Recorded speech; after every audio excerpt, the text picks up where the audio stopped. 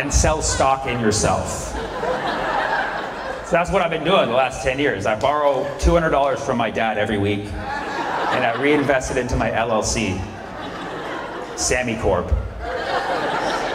It's an S Corp. And, oh, you guys got that joke, that's cool. And my net worth has been going steadily up. Just borrowing the shit out of my parents. You know, I try to keep up with the news. It's very difficult because the news cycle moves so fast. Like this year, we're at like the highest frequency, but like not in a good way. Things that weren't even supposed to be main events were main events.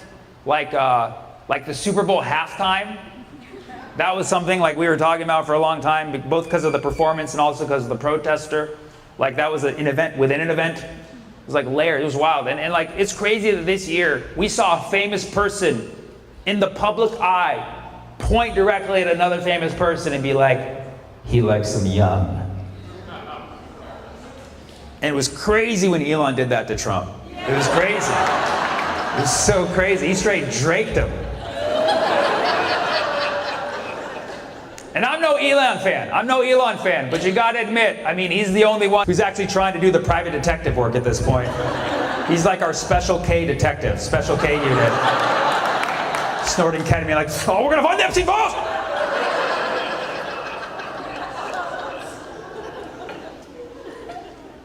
And we're at the point now where you've seen enough pictures of Trump with Epstein to know he's in that. Like, there's enough pictures that aren't AI to be like, yeah, he's in that shit. And you know, we've seen Trump lie before, but like the way he's lying right now is like desperate. It's like super desperate. Like his stories aren't even lining up in a way even worse than imaginable. Like 3 weeks ago, when everybody was like, you're in the Epstein files, aren't you? He's like, the Epstein files are a hoax. They were created by Obama. It's like, yeah, that was Obama's whole purpose. Came straight from Kenya to make the Epstein files.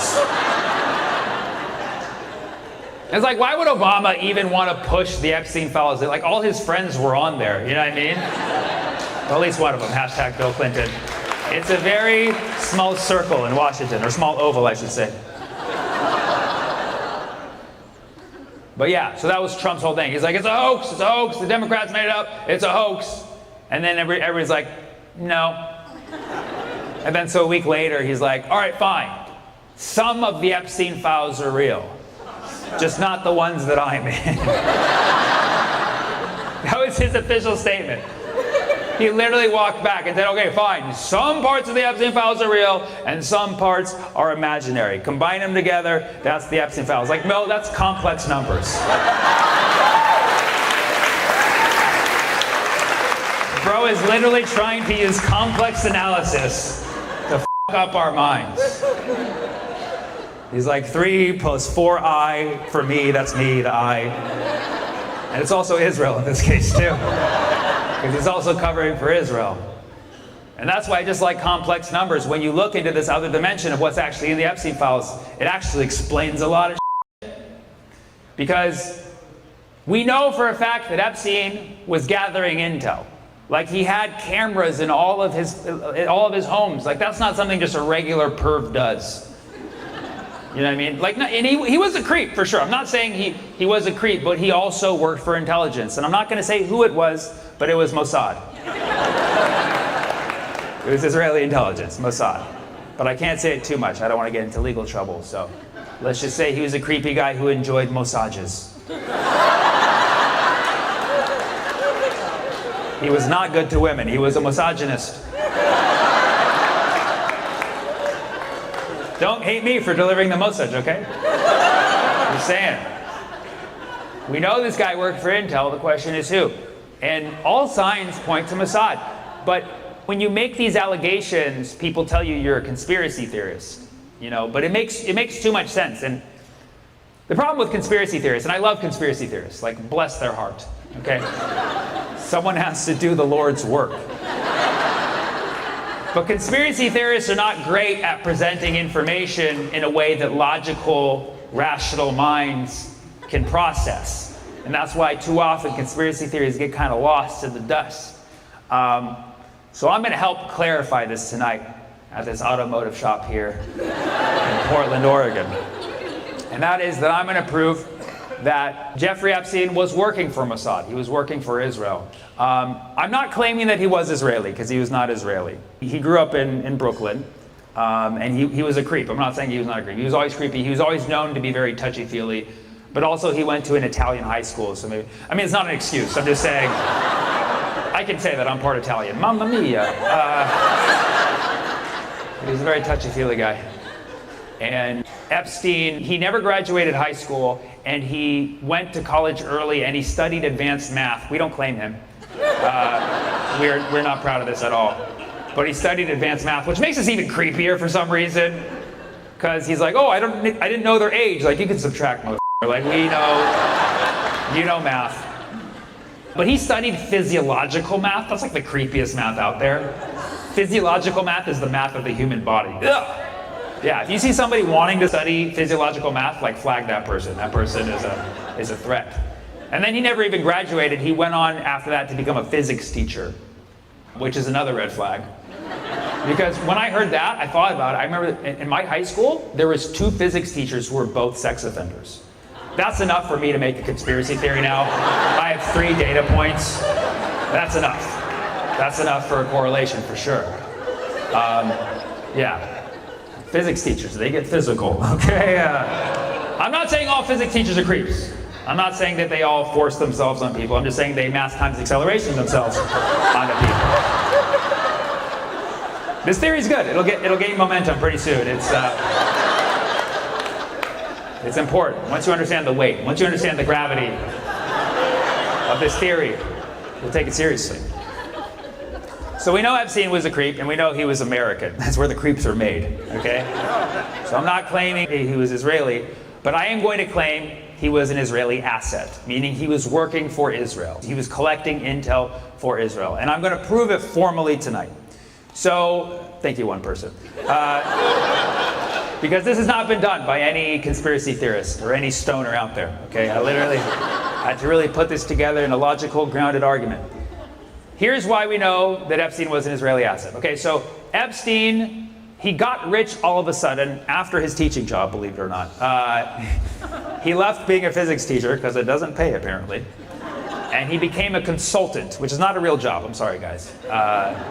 Sorry if that offends any consultants in here, but if you have a problem with it, let's talk after the show. You can bill me after. It's a great business model you have. And he became a consultant, and this is when he started to be introduced to very high-profile people. He met people in the Pentagon, and he started working overseas. One person he notably worked with was Adnan Khashoggi. Jamal Khashoggi is the other guy who got killed, who was Adnan's actually nephew. I talked about this in my last special. Look it up, it's funny. It's not funny, it's actually scary. So Epstein worked with this guy named Adnan Khashoggi, who was a figure in Saudi Arabia, and they worked together to finance a military operation, which was called the Iran-Contra affair. This was a really big deal in the 80s. The Iran-Contra affair was where Israel was funneling weapons into Iran to stir up a regime change, which is not relevant to now at all. History does not repeat itself. Nothing to see here. But even back in the 80s, they were trying, like, yeah, still at it. And Epstein was the one who helped finance that affair. And so he had to work directly with Israeli intelligence. So clearly he was introduced to Mossad. He worked with Mossad. He financed an Israeli intelligence operation. And suddenly he got very rich after that. His net worth went up, okay? And after that, he got even richer when he met a man named Leslie Wexner, who was the CEO of Victoria's Secret, which a perv would want to work with. And Leslie Wexner was a known Zionist. He had a lot of stock with Israel and Israel's economy. And when Epstein started to work with him, he suddenly got a lot richer. Then Epstein was introduced to Ghislaine Maxwell, which I don't know if you've heard of this lovely woman. She was Epstein's accomplice in the whole sex trafficking scandal. It's been proven, it's been documented, and you know, they say Epstein's dead, obviously, and they say Ghislaine's in jail. I don't even think Ghislaine's in jail, to be honest. I actually bumped into her at the store last week. Yeah. She was like, pardon me. I was like, no, thank you.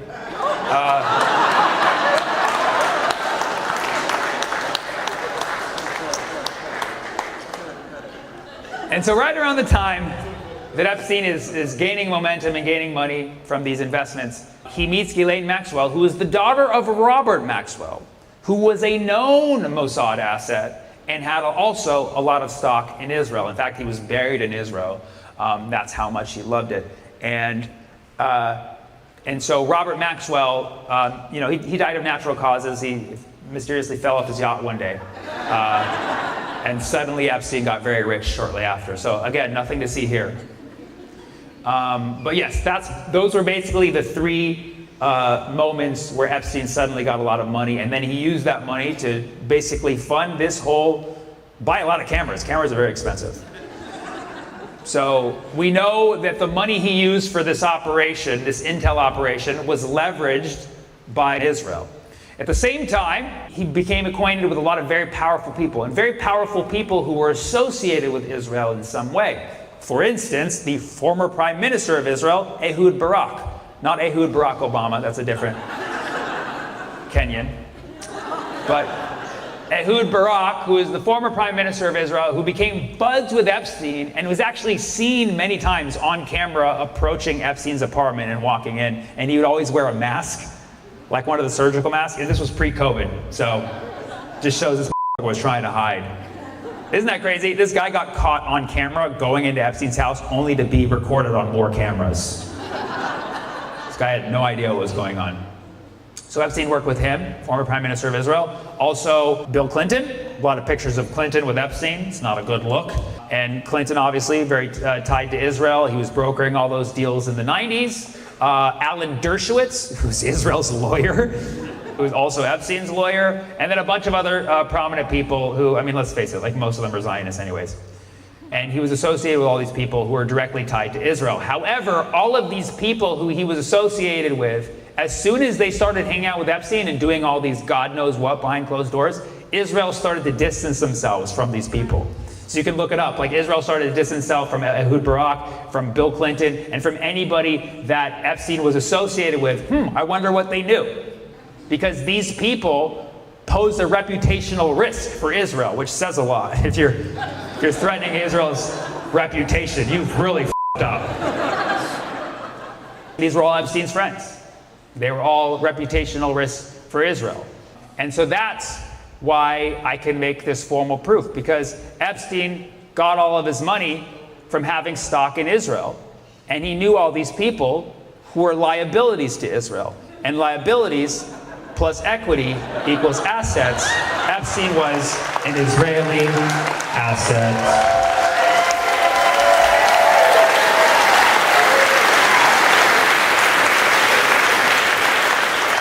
I know. There's a lot of information I'm accounting for. Until next time, be safe and keep finding joy wherever you can. Thank you.